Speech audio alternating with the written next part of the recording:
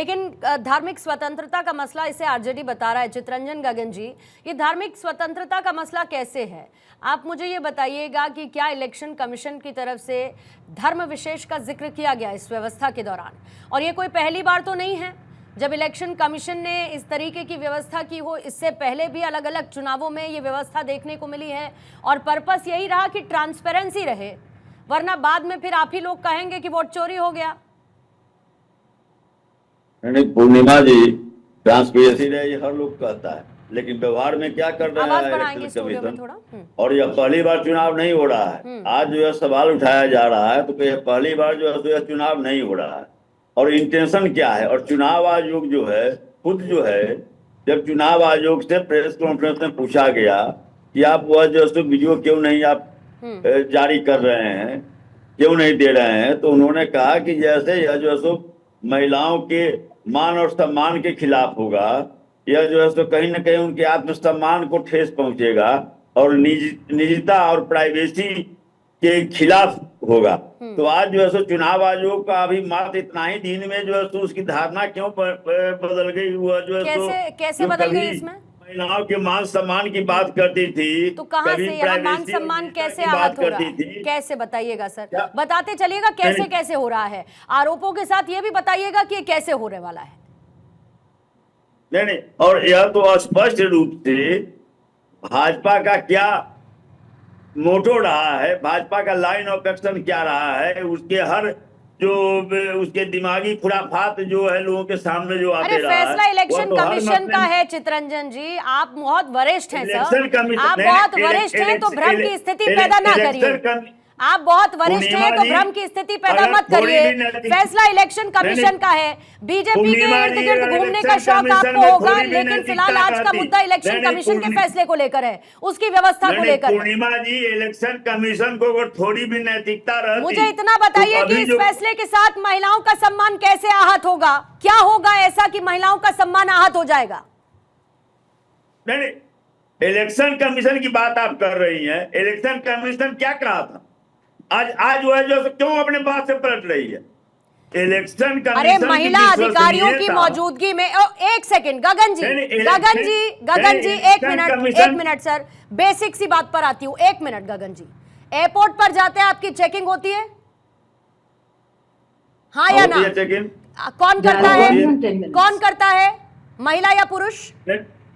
नहीं, अभी आप नहीं, मेरे को चितरंजन जी मैं क्या पूछ रही हूँ? नहीं, एक मिनट सर, एक मिनट। एयरपोर्ट पर आपकी चेकिंग कौन करता है, महिला या पुरुष? नहीं, आप अभी SIR करवाए। अरे महिला या पुरुष सर, अपनी स्क्रिप्ट से बाहर आइए। चितरंजन जी पहले तो अपनी स्क्रिप्ट से बाहर आइए। जो मैं सवाल पूछ रही हूँ मुझे उसका जवाब चाहिए। मुझे ये बताइए, एयरपोर्ट पर आपकी चेकिंग कौन करता है, महिला या पुरुष? मैंने यह सवाल किया कि इलेक्शन मैं सवाल करूंगी, आप जवाब देंगे। चितरंजन जी, आप इलेक्शन महिला, मुझे इतना बताइए, एयरपोर्ट पर आपकी चेकिंग कौन करता है? ठीक है, आप नहीं बताना चाहते, मैं बताती हूँ। पुरुषों की चेकिंग पुरुष करते हैं, सुरक्षाकर्मी मौजूद। महिलाओं की चेकिंग महिला सुरक्षाकर्मी करती हैं। ठीक वैसी ही व्यवस्था इलेक्शन कमीशन यहाँ कर रहा है। एयरपोर्ट पर मेरे सम्मान का हनन नहीं होता है चेकिंग होने के बाद। पूर्णिमा जी, मैं अपनी बात नहीं कर रहा हूँ। इलेक्शन कमीशन ने जो कहा मैं वह कर रहा हूँ। इलेक्शन कमीशन ने जो कहा मैं वह कर रहा हूँ। आखिर इलेक्शन कमीशन क्यों जो अपने बातों से पलट रही है? कभी कुछ कभी कुछ, किसके दबाव में ऐसा काम वो कर रही है? ठीक है, पहले आपने भी कहा, कि वोट चोरी हो रही है, फिर उसके SIR गलत है, फिर आप ही ने कहा कि पारदर्शिता होनी चाहिए। SIR गलत नहीं है, उसके आधार पर तो फिर SIR जरूरी है, फिर उसके आधार पर SIR जरूरी है।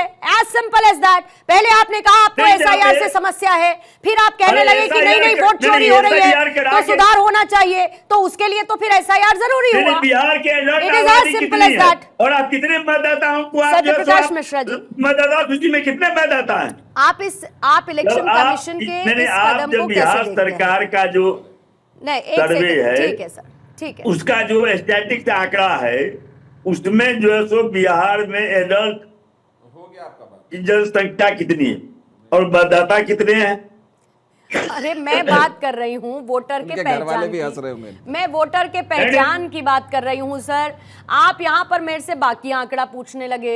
मैं आपसे कह रही हूँ कि कैसे महिलाओं का सम्मान उससे आहत होगा वो मुझे बता नहीं पा रहे हैं। सत्य प्रकाश जी मुझे ये बताइए, धर्म के नाम पर ध्रुवीकरण की शुरुआत इसे आरजेडी बताता है, कैसे है ये? एक सामान्य सी प्रक्रिया को सियासत के सेंटर में लाने की क्या जरूरत है? देखिए, सबसे पहले तो बिहार की तमाम पर्दानशी महिलाओं को मैं यहाँ से सलाम पेश करता हूँ, और जो लोग घूंघट काटते हैं, पर्दा करते हैं, उनको प्रणाम करता हूँ। पूर्णिमा मिश्रा जी, जम्मू कश्मीर में पिछले साल चुनाव हुआ, 63% महिला मतदाताओं ने हिस्सा लिया, उसमें बढ़ चढ़ कर हिस्सा लिया, वो पर्दानशी महिलाएं भी थी। बिहार में भी जब मोदी साहब ने, प्रधानमंत्री मोदी जी ने ईद पर ईदी बांटी थी तो कतार लंबी थी पर्दानशी महिलाओं की। तो पहले ये तो पर्दानशी महिलाओं को पिछड़ा बताना बंद करे आरजेडी। मुस्लिम महिलाओं के कल्याण से राजद को मतलब नहीं है। जब से इनकी पार्टी बनी है, एक मुस्लिम महिला नेता न किसी सदन विधानसभा में भेजा, न विधान परिषद में भेजा, राज्यसभा तो दूर की बात है। पहली बार नीतीश कुमार जी ने कहकशा परवीन, जो मुस्लिम समाज की पिछड़ी जाति से आती थी, उनको राज्यसभा भेजा। हुनर नाम की योजनाएं चलाई। पर्दानशी महिलाएं बिहार में पंचायत में हैं। तो ये बात राजद ना करे कि पर्दानशी महिलाओं के वोट को रोकने की कोशिश कोई कर रहा है, और कोई करेगा भी तो जनता दल यूनाइटेड और भारतीय जनता पार्टी और बाकी जो हमारे एनडीए में दल हैं वो उसका पुरजोर विरोध करेंगे। अगर चुनाव आयोग ने एक पूरी अच्छी व्यवस्था की है जिसमें किसी की निजता भंग न हो, निजता का सम्मान बढ़े, कि एक महिला आपकी जांच करेगी, आप आइए वोट दीजिए, तो चुनाव आयोग का ये मैसेज उन पर्दानशी महिलाओं को और मजबूत करता है और उनका मतदान में प्रतिशत बढ़ाएगा। क्यों? क्योंकि नीतीश कुमार जी ने उन तमाम महिलाओं को एम्पावर किया। बिहार में मुस्लिम महिलाओं की जो दुर्गति राजद ने करके रखी थी कि नीतीश जी ने हुनर नाम की योजना चला करके उनको 2500 रुपया देने की घोषणा ही नहीं करी, बल्कि उनके खाते तक पहुंचाया। और जो परित्यक्ता महिला थी, जिनको किसी कारण से डिवोर्स हो जाता था, उनको तब तक सहायता राशि नीतीश कुमार जी ने दी जब तक उनका पुनर्विवाह नहीं होता है। तो ये मुस्लिम महिलाओं का स्पेशल कल्याणकारी योजनाएं नीतीश कुमार जी ने चलाई। राजद को, जो लालू राबड़ी जी और कांग्रेस की सरकार 15 साल थी, मैं चुनौती देता हूं, एक योजना बताएं, छोड़िए मुस्लिम महिलाओं के लिए, मुस्लिम समाज के लिए, कल्याण के लिए एक योजना बता देंगे ना, तो मैं उनको यहां से प्रणाम भेजूंगा। एक योजना नहीं चलाई।